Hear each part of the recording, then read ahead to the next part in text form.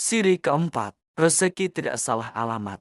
Selepas status bankruptnya dibatalkan, Aisyah mulai bernafas dengan lebih lega. Dia tidak lagi sekadar bergantung pada kontrak kesehatan community, tetapi berani membuka syarikat sendiri. Nama syarikat itu sederhana, namun visinya besar. Aisyah Wellness dan Community Ventures. Perlahan-lahan Aisyah mulai merekrut pekerja syarikat. Perlahan-lahan dari kumpulan kecil ke besar. Setelah melalui badai fitnah, Aisyah mulai faham bahwa dunia maya di internet kebanyakannya palsu. Like, komen, dan angka pengikut boleh naik dan turun tanpa makna. Dunia reality lebih benar. Dunia sebagai istri, sebagai ibu, dan sebagai penyumbang kepada community. Dia menumpukan perhatian kepada kelas community, koperasi kecil, dan kerja-kerja amal. Kini Aisyah sudah mempunyai pendapatan stabil. Pendapatan syarikatnya kini melebihi apa yang pernah dia capai semasa bekerja korporat dahulu. Namun, Aisyah tetap membeli barang dapur di kedai yang sama, tetap tinggal di rumah yang sama, tetap merancang keuangan dengan berhati-hati, dan tidak meninggi diri. Dia boleh berehat, tetapi permintaan community membuatkan dia terus berkhidmat. Selagi akal dan tubuh masih sihat, saya akan teruskan, katanya dalam satu majelis community. Rezeki yang mengetuk, pintu rumah diketuk perlahan pada pagi yang redup. Aisyah, yang sedang sibuk memasak sebelum memulakan tugas, terkejut seketika. Di ambang pintu berdiri seorang wanita berusia lingkungan 50-an. Wajahnya pucat, rambutnya disanggul longgar, dan pakaiannya berkedut. Dia seorang warga asing, bahasa ibundanya tersusun canggung, tetapi matanya bercahaya meminta pertolongan. Wanita itu menunjuk ke arah perutnya lalu ke dada,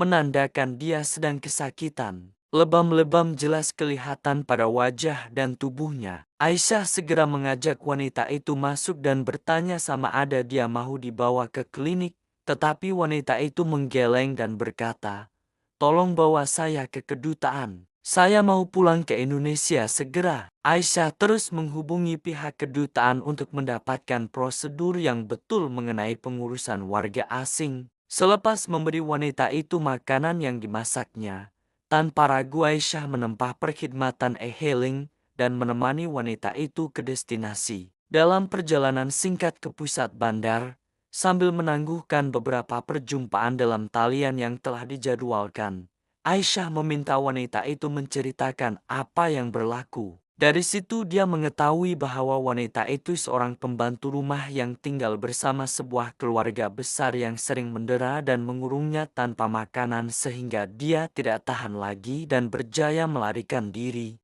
Di kedutaan, suasana rasmi dan tenang. Pegawai bertugas menerima laporan, memanggil penterjemah, dan menyediakan ruang perlindungan sementara untuk wanita itu berehat. Aisyah duduk di kerusi luar, menunggu dengan jantung yang berdegup laju. Dia melihat wajah-wajah yang lalu lalang. Ada yang datang dengan dokumen, ada yang menunggu berita, ada yang membawa harapan. Ketika pegawai memanggil, wanita itu menoleh, matanya bertemu dengan Aisyah, dan bibirnya mengukir senyum kecil yang penuh syukur. "Nama saya Sulastri. Terima kasih kerana membantu saya. Semoga Tuhan membalas jasa baik Puan," katanya sebelum beredar dari situ. Aisyah tersenyum dan mengucapkan selamat tinggal dan maju jaya kepadanya. Selesai urusan, pegawai kedutaan yang bertugas, seorang lelaki pertengahan umur dengan senyuman yang tenang,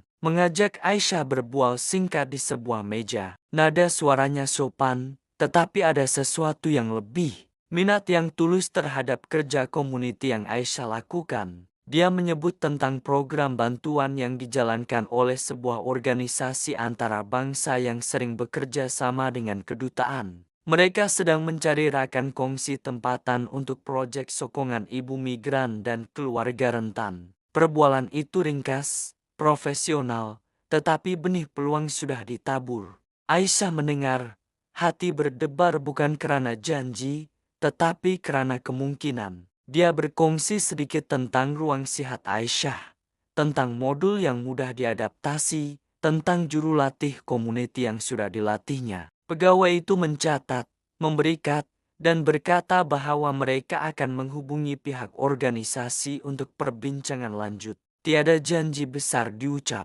hanya kata-kata yang sopan dan nomor telepon yang bertukar. Dalam perjalanan pulang, rasa syukur bercampur harapan. Dia teringat Encik Razak yang pernah mengetuk pintu hidupnya dengan peluang kecil yang berubah menjadi pintu besar. Aisyah tidak pernah melupakan Encik Razak, insan yang membuka pintu rezeki kepadanya itu. Dia sering melawat, membawa makanan, dan bertanya kabar. Apabila warga emas itu meninggal dunia, Aisyah menangis lama. Mengenang jasa baiknya, Aisyah menyambung pertolongan itu kepada orang lain. Jika ada peluang kerja, dia mewar-warkan kepada komuniti. Jika ada dana kecil, dia pastikan ibu-ibu yang memerlukan mendapat akses. Malam itu, di meja makan yang sama di mana dulu dia mengira ringgit demi ringgit, Aisyah menulis satu baris ringkas di buku kecilnya. Bantu, lalu biarkan rezeki datang. Di luar, lampu bandar berkelip. Di dalam, suara jam dinding berdetik tenang. Tiba-tiba bunyi notifikasi email memecah keheningan. Di screen, sebuah email rasmi dari Kedutaan Malaysia menunggu. Subjeknya ringkas. Permintaan perjumpaan berkaitan proyek sokongan migran. Kandungannya sopan dan profesional. Pegawai kedutaan menjemput Aisyah untuk hadir ke perbincangan formal minggu hadapan bagi membincangkan kerjasama program sokongan untuk pekerja migran dan keluarga rentan. Aisyah membaca sekali lagi, lalu segera membalas dengan nada ringkas dan setuju. Dia mengesahkan tarikh dan masa yang dicadangkan. Perjumpaan ditetapkan pada minggu hadapan, dan di meja itu, di bawah cahaya lampu yang sama, Aisyah menutup laptop dengan perasaan tenang. Bukan karena kepastian, tetapi karena satu lagi pintu yang diketuk ketika dia sedang membuka pintu untuk orang lain. Lampu di ruang tamu dipadam. Di ambang kegelapan, satu soalan menggantung seperti bayang. Apakah peluang baru itu akan membawa Aisyah ke pentas yang lebih besar? Atau adakah ia satu lagi ujian kehidupan yang perlu dilalui? Dia tidak tahu. Dia hanya tahu satu perkara. Esok dia akan bangun, membuka pintu, dan berjalan ke hadapan. Seperti selalu, tamat.